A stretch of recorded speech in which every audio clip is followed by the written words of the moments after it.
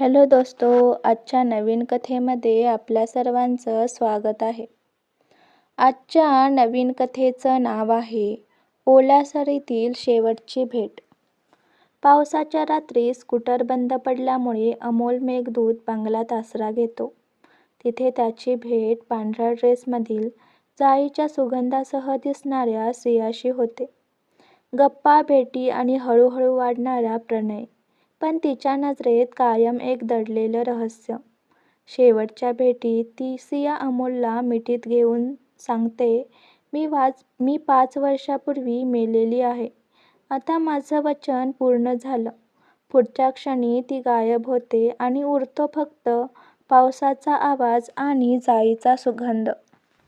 कथा तुम्हाला पूर्ण बघायची असेल तर खालच्या त्रिकोणावर टच करा आणि व्हिडिओ संपूर्ण बघा. धन्यवाद.